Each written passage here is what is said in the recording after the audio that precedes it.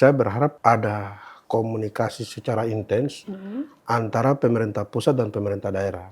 Nah, tidak serta-merta langsung mereka masuk untuk misalnya mengolah lahan itu. Kami pemerintah daerah yang nanti menerjemahkan itu kepada pemilik hak wilayah setempat, masyarakat setempat, sehingga mereka menerima atau tidak.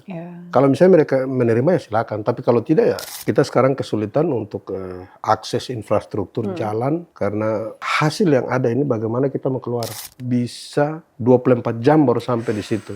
Padahal itu baru satu kampung loh, baru satu desa. Padahal kalau jalan bagus 20 menit itu sampai. Memang kami kesulitan dari sisi geografis tapi tidak mengurangi semangat kami dalam hal ini petugas kami untuk melakukan pelayanan. Bahkan mereka bisa jalan kaki 2-3 hari untuk nyampe ke distrik itu untuk melakukan pelayanan. Minimal di satu puskesmas itu harus ada petugas labnya, petugas bagian gizi, kebidanan dan lain termasuk dokter. Nah, kami juga kekurangan di situ.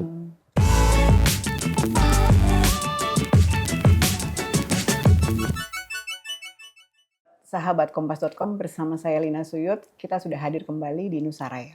Hari ini kita kedatangan tamu istimewa karena perjalanannya lumayan jauh ya Pak ya. Nah, tamu kita ini sangat istimewa, unik karena kita bicara masalah Bovendigul, di mana daerah ini bersejarah. Nah, kali ini kita kedatangan tamu istimewa Kabupaten Bovendigul. Beliau hadir membawa perspektif akar rumput ke dalam istana daerah. Langsung saja sudah hadir bersama kita. Terima kasih Bapak Bupati Bovendigul, Bapak Roni Oma. Selamat datang Pak. Terima kasih. Gimana Pak dengan dinamika politik yang berlangsung di Bovendigul? Karena sepertinya ini sesuatu yang surprise juga ya buat Bapak ya. Awalnya Bapak sudah bersiap menjadi kepala desa, kalau nggak salah. Nah, sekarang mendapat mandat dari rakyat, dari masyarakat menjadi orang nomor 1 di Bovendigul. Ya, terima kasih Kompas.com atas kesempatan untuk kami bisa hadir pada kesempatan ini. Shalom, Assalamualaikum warahmatullahi wabarakatuh. Om Swastiastu, Namo Buddhaya, salam kebajikan. Tentunya dengan dinamika politik kemarin memang agak sedikit ribet lagi itu karena memang kami PSU 2 kali dan saya secara pribadi dengan Pak Wakil Bupati kami mengucapkan terima kasih kepada Bapak Petrus Columbus Homba yang didiskualifikasi oleh MK dan telah memberikan kepercayaan kepada kami untuk menggantikan beliau, dan kami juga minta terima kasih banyak kepada masyarakat telah memberikan dukungan kepada kami, dan tentunya ini tanggung jawab yang sangat berat dan memang ada satu kebanggaan bagi saya sendiri juga karena tidak menyangka bisa ada di posisi ini. Ya, mau bilang berat tidak ya, kita coba menjalani tanggung jawab yang ada. Seperti itu. Walaupun sebenarnya juga pengalaman atau karir pet Bapak juga sudah melalang buana ya Pak, dari mulai LSM, Bapak juga sempat berkecimpung di desa, lalu swasta. Nah,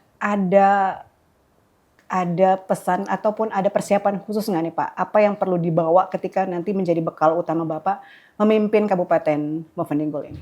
Iya, pertama bekal yang saya bawa, kita selalu dalam pendekatan pelayanan kepada masyarakat.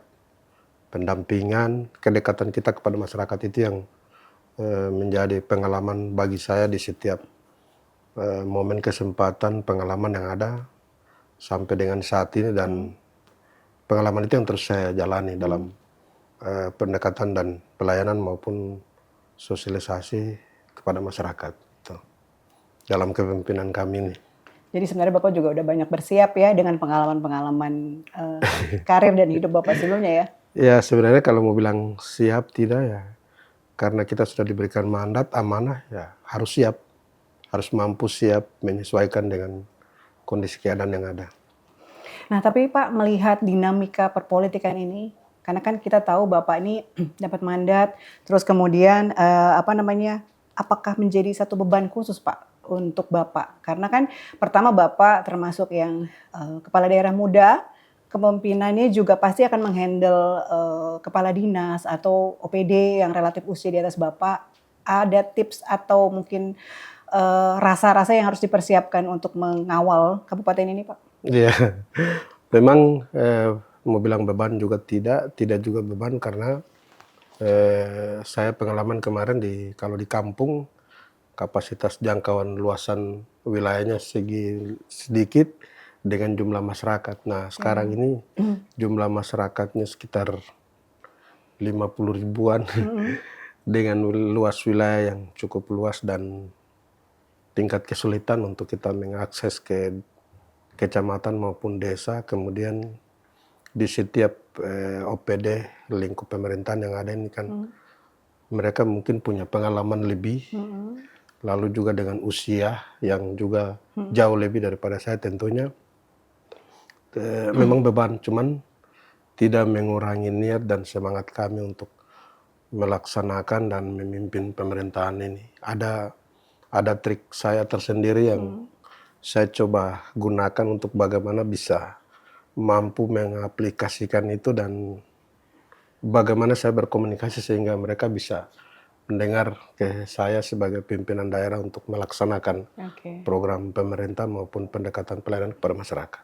Jadi sebenarnya juga udah mulai menguasai, menjadi modal, apalagi ketika arahan Presiden Republik Indonesia ya tepat terhadap alih fungsi sawah ke kelapa sawit. Karena ini pasti akan banyak berseberangan, banyak berbenturan dengan masyarakat adat.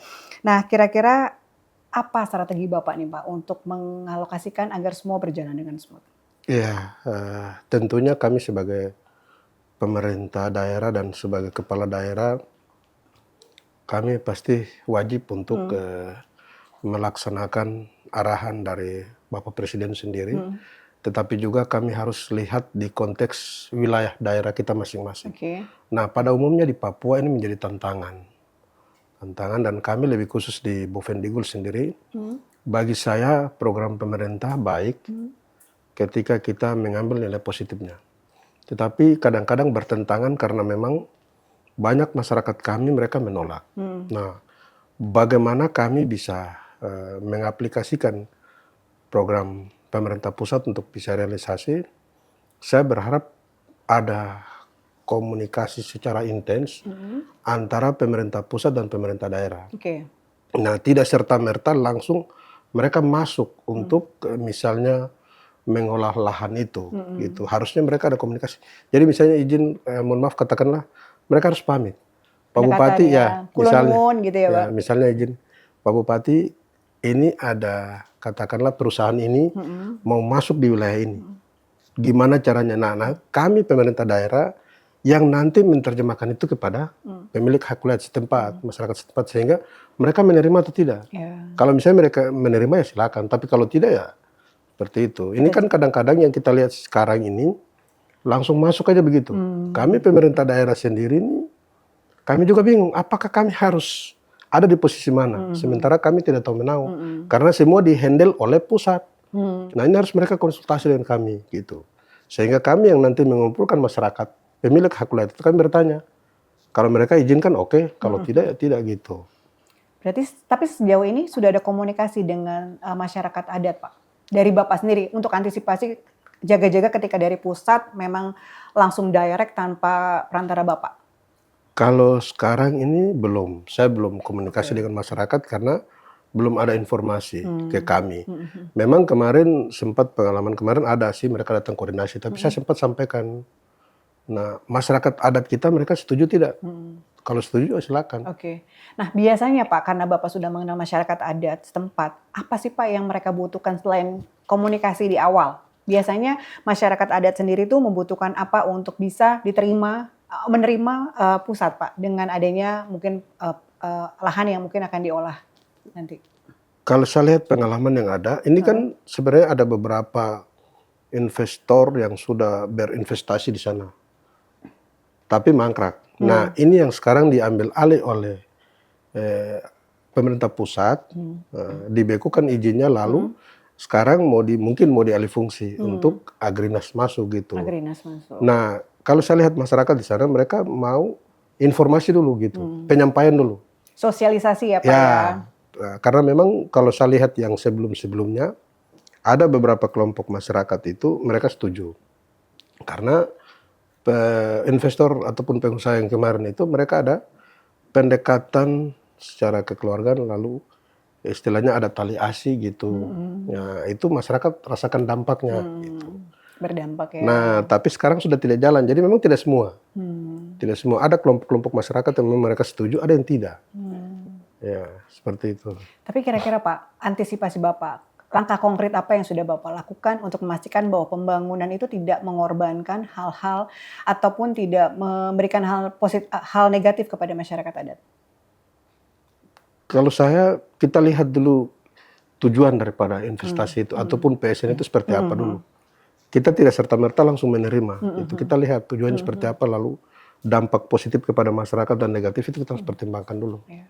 Karena memang di Bovendigul ini potensi juga banyak ya Pak ya. Selain apa yang sudah Bapak kenakan, noken dan yang dibuat dari pohon melinjo, kulit melinjo. Oh, kulit melinjo. Yeah. Selain itu juga ada karet dan kopi ya Pak ya. Yeah. Itu potensi yang sebenarnya masih bisa dieksplor lagi.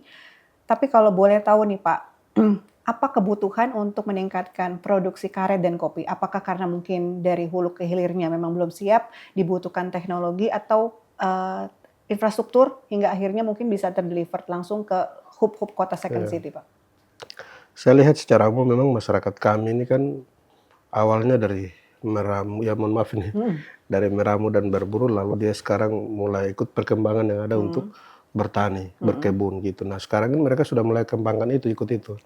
Jadi ada padi ladang, kemudian ada, kalau karet itu sudah memang ada dari zaman Belanda memang sudah ada dan terus dikembangkan oleh dinas terkait gitu. Dan masyarakat sendiri juga ada swadaya di sana. Lalu kemudian kopi, kopi di sana. Nah kita sekarang kesulitan untuk akses infrastruktur jalan karena hasil yang ada ini bagaimana kita mau keluar. Nah ini akses jalan. Ya jalan. Kemarin saya coba tempuh itu baru 5 kilo aja sudah. Udah payah ya Pak? Udah setengah mati untuk jalan ke sana. Nah kita pakai mobil aja itu, mobil khusus itu bisa 24 jam baru sampai di situ. Padahal itu baru satu kampung loh, baru satu desa. Padahal kalau jalan bagus 20 menit itu sampai. Jalan, gitu. Kalau jalan bagus ya 20 menit sebenarnya sampai. Ya, nah kemudian dari sisi pemasaran juga. Nah dari sisi pemasaran sendiri, masyarakat kita ini kan sudah mulai mengarah ke produksi. Karet misalnya ini kan sudah mulai setengah jadi gitu, bahan baku. Bahan baku. Udah mulai setengah jadi ya, jadi bahan baku kemudian dikirim untuk dibikin olah beberapa kebutuhan. Ya. Nah itu harga, kemudian kalau kita mau, misalnya kalau kita pemerintah serius, pemerintah provinsi maupun pusat mungkin bisa memberikan perhatian khusus juga pada kami sehingga yang tadinya hasil olahan yang karet ini bisa dibikin jadi setengah jadi gitu, supaya kan nanti mempengaruhi di harga juga, gitu. Tidak bahan baku langsung dikirim. Seperti itu. Sudah kepikiran nggak Pak atau mungkin Bapak sudah melakukan apa nih untuk mencoba untuk memperbaiki infrastruktur agar mempermudah pembeli dari luar? Apakah mungkin promosi yang Bapak lakukan atau lobby-lobby ke pemerintah pusat? Ini terkait dengan infrastruktur Pak. Karena ini penting sekali kan. Segala macam wisata, komoditi kalau tidak ditunjang infrastruktur sepertinya akan payah. Kami mohon doanya juga ke kami baru untuk mungkin melalui media ini juga bisa dilihat oleh kementerian terkait. Nah kami baru mungkin 1-2 hari ke depan akan koordinasi dengan OPD terkait untuk ketemu dengan Pak Menteri sendiri.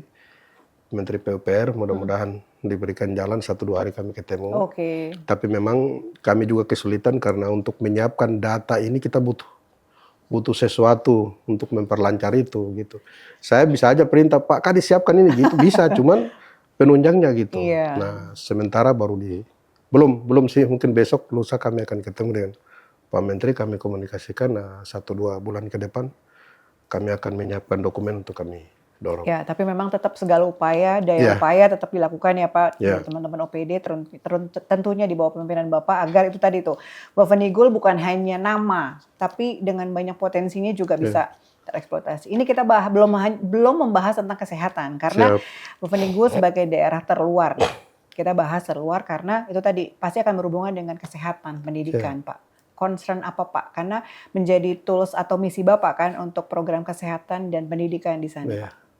Nah, kesehatan sendiri ini memang dari kondisi geografis kami memang ada beberapa kecamatan itu kami menggunakan kendaraan darat pakai mobil gitu, terus nanti pakai perahu lagi, terus jalan kaki lagi untuk bisa sampai di kecamatan itu.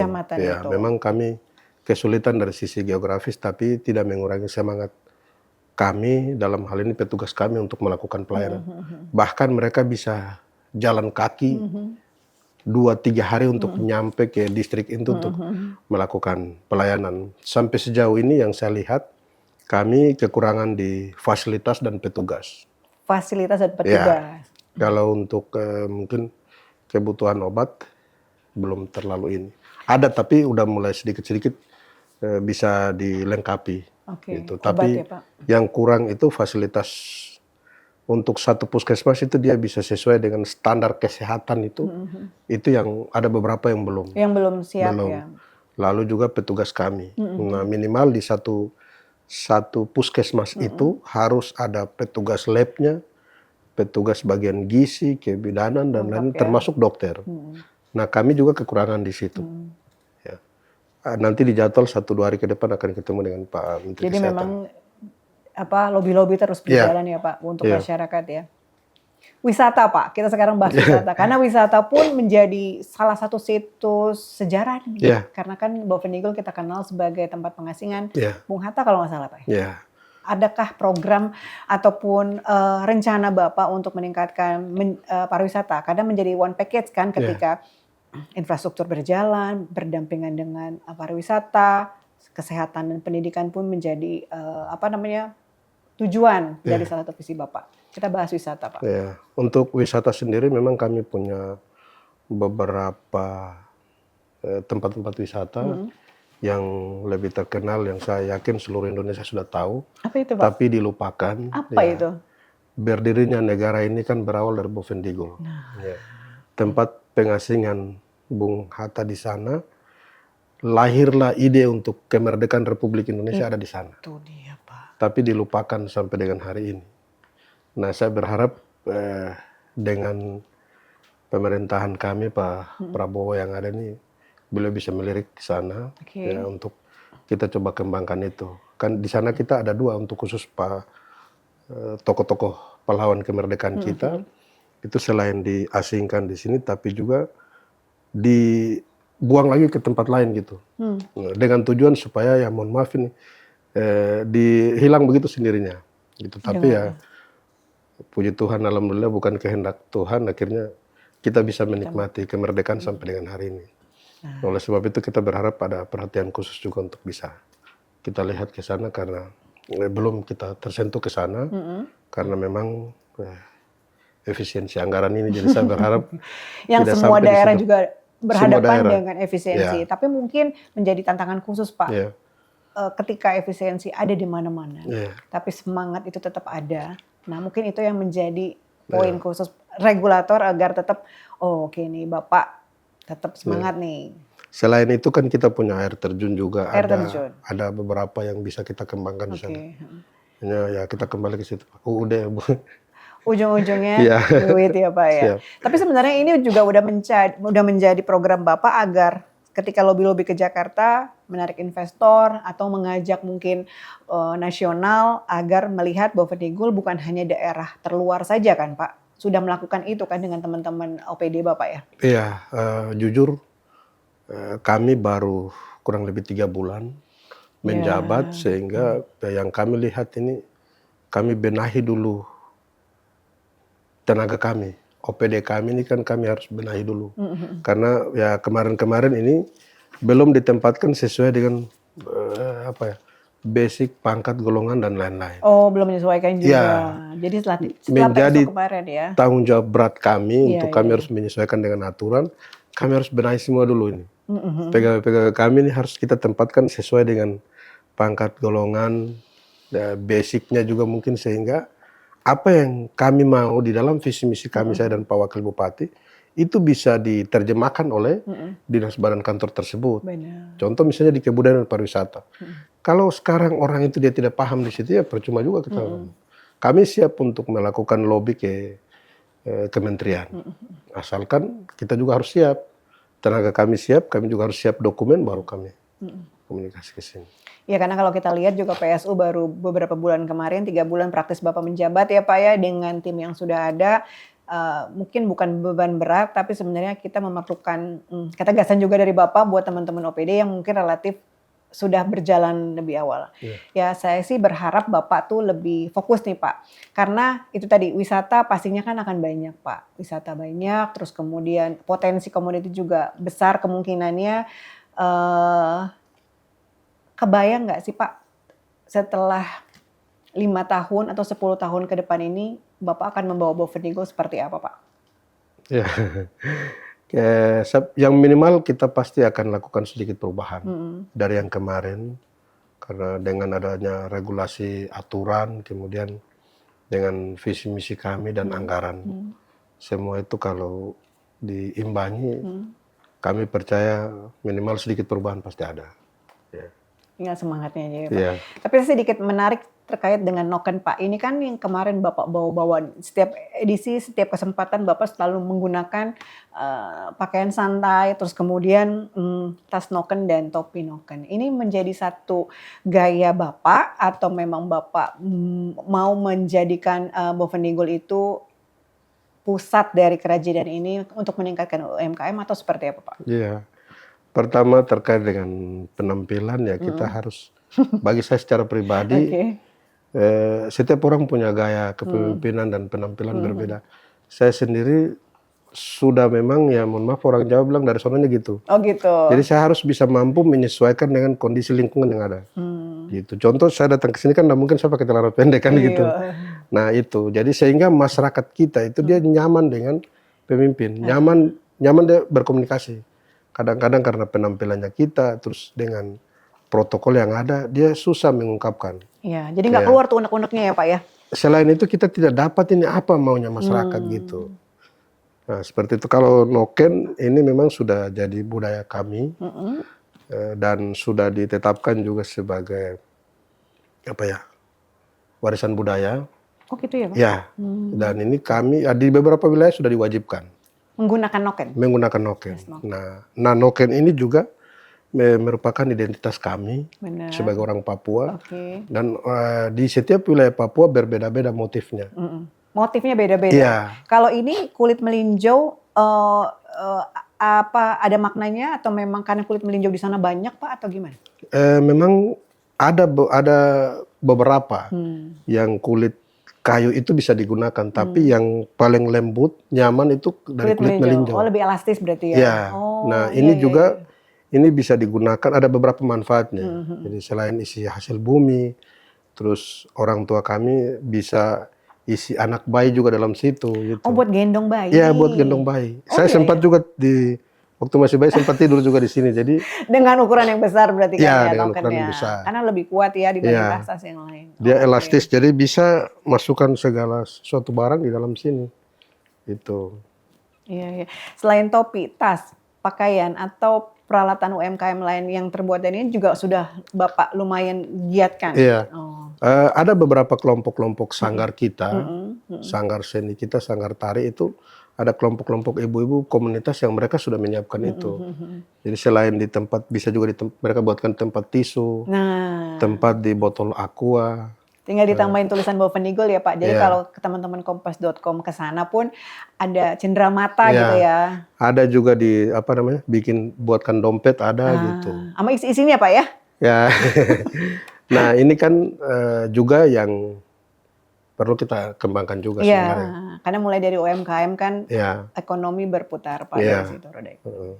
Berarti kan sebenarnya itu tadi itu stimulus dari kepala daerah, pemimpin seorang bupati dari Bapak untuk mencerminkan dengan menggunakan hasil lokal agar itu tadi ya masyarakat juga tidak ada merasa gap untuk memberikan masukan atau memberikan sedikit proposal kali ya Pak ya kalau mereka bilang gitu. Jadi sebenarnya juga nggak ada gap. Ada kegiatan rutin Pak di daerah ketika mungkin Bapak menerima masyarakat di rumah kah atau di kantor atau ada hari khusus mungkin untuk memberikan wadah kepada masyarakat memberikan masukan atau keluhan? Iya, mestinya ada.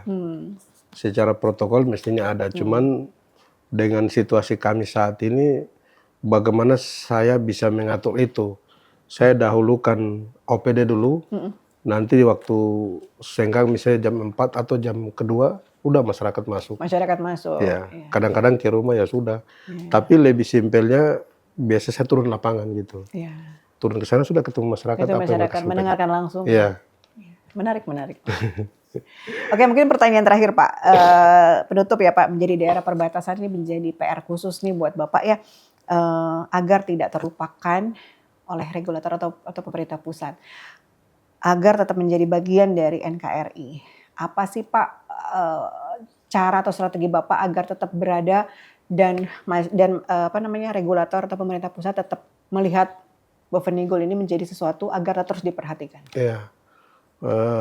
Untuk wilayah perbatasan ini kami di Papua, khusus di Bovendigul itu wilayah terpanjang perbatasan dengan Papua Nugini. Terpanjang? Ya, sehingga kami berharap ada perhatian khusus dari pemerintah pusat, karena memang tahun 94 atau 98 itu kan terjadi pergeseran pengungsian. Masyarakat kami dari Indonesia, dari Bovendigul, mengungsi ke Papua Nugini. Nah, perlahan-lahan dengan perkembangan waktu, 1-2 orang mulai kembali. Nah, itu sebenarnya aslinya masyarakat kita di Indonesia, khusus yang dari Bovendigul ini kan tanahnya masuk di Papua Nugini. Oh, masuk gitu. ke situ, ada juga yang sudah di Papua Nugini, tanahnya ada di Bovendigul. Indonesia, di Bovendigul. Sehingga kami berharap ada perhatian khusus dari pemerintah pusat untuk melihat hal ini. Kita kesulitan untuk dalam hal pendataan juga. Pendataan? Ya, pendataan. Bagaimana kita mau tetapkan orang ini menjadi warga negara Indonesia maupun warga negara asing atau warga negara Papua Nugini. Dia memiliki identitas dua, gitu. Nah, ini yang kami juga butuh dukungan serius dari pemerintah pusat untuk mungkin melalui Dukcapil atau dinas perbatasan gitu. Ya, nah kemudian juga masyarakat yang mereka sudah kembali ke Indonesia, mereka juga butuh perhatian dari pemerintah, gitu. Misalnya tempat tinggal atau jaminan hidup gitu. Tadi kami baru koordinasi dengan Kementerian Transmigrasi. Ya, mudah-mudahan dengan hasil koordinasi kami bukan hasil ya Pak, ada sesuatu hasil yang baik sehingga masyarakat kita di Republik Indonesia ini mereka bisa merasakan pelayanan, kehadiran pemerintah kepada mereka. Kalau kami di Bovendigul, kami siap memberikan perhatian, tapi hanya tidak hadir gitu. Minimal ada sesuatu yang kami bawa ke sana gitu. Dengan anggaran yang efisiensi ini, kami tidak bisa berbuat apa-apa gitu. Seperti itu. Oke, terakhir lagi Pak. Menarik ya Pak ya. Ada pesan khusus nggak sih Pak buat masyarakat Bovendigul? Selain tetap semangat, ada pesan khusus nggak Pak? Karena kan Bapak pasti menghadapi atau menjembatani arahan Presiden, kemudian Bapak berada di tengah-tengah masyarakat. Ada pesan khusus buat masyarakat? Pertama untuk warga masyarakat Bovendigul, memang slogan kami perubahan. Saya dengan Pak Wakil perubahan, namun dengan adanya regulasi maupun aturan dari pemerintah dengan situasi kita di daerah yang efisiensi ini, kita butuh kesabaran, butuh doa dari masyarakat. Ya, masyarakat juga bisa memberikan kontribusi yang positif, usul saran maupun ide-ide gagasan untuk bagaimana kita bersama-sama saling support untuk melakukan perubahan itu. Perubahan itu tidak bisa terjadi dari kami bupati, tapi juga dari masyarakat. Nah, kemudian juga saya berpesan kepada masyarakat Bovendigul, apapun yang nantinya misalnya ada realisasi dari pemerintah daerah, pemerintah provinsi maupun pusat, minimal masyarakat harus mendukung. Kita biasanya kendala di sana ketika ada salah satu pembangunan kita terhambat dengan tanah adat gitu. Nah, saya harap kalau ada dukungan pemerintah, dukungan positif ada gitu. Boleh diminta bayar asal jangan lebih gitu, sesuai kemampuan karena program yang turun itu untuk masyarakat. Benar. Bukan untuk Berdampak pemerintah dan masyarakat. bukan untuk kami gitu. Beda kalau misalnya pengusaha ya boleh mau dilihat standarnya seperti apa gitu. Ya, saya pikir mungkin itu yang bisa saya sampaikan. Tentunya mohon doa, dukungan, hal-hal positif selalu. Dan sebenarnya saya welcome. Siapa saja mau berkomunikasi bisa gitu. Iya. Saya merasakan itu juga, Pak. Jadi Bapak tanpa ada pembatas, kita bisa langsung komunikasi dengan Bapak. Walaupun mungkin berhalangan dengan sinyal ya Pak ya kadang-kadang ya Pak. Sebenarnya percakapan tidak bisa berhenti ya Pak. Terus sesuatu yang komunikasi terkait dengan Indonesia Timur tuh memang menyenangkan. Nah makanya mungkin kita perlu sudahi dulu Pak. Terima kasih sudah waktunya kepada Bapak. Pesan-pesan Bapak semoga regulator mendengar, memberikan input, insight agar memberikan masyarakat Bovendigul kesejahteraan paripurna ya Pak ya. Terima kasih Bapak. Ya, terima kasih. Sebuah percakapan yang sangat membuka mata teman-teman sahabat kompas.com, tapi waktu juga yang memberikan batasan waktu ke kita. Kita belajar bahwa kepemimpinan bukan soal jabatan setinggi apa, tetapi melainkan kita mengakar pada masalah di bawahnya ya Pak. Bapak sudah mengenal masyarakat adat, sekarang menjabat sebagai bupati, semoga menjadi jembatan baik bagi masyarakat dan regulator pusat. Terima kasih Pak Roni Omba atas waktunya. Semoga visi Bovendigul segera terwujud dengan slogan perubahan ya Pak. Siap. Terima kasih waktunya sekali lagi. Saya Lina undur diri. Salam Nusaraya, semangat Bhinneka Indonesia Raya. Sampai jumpa.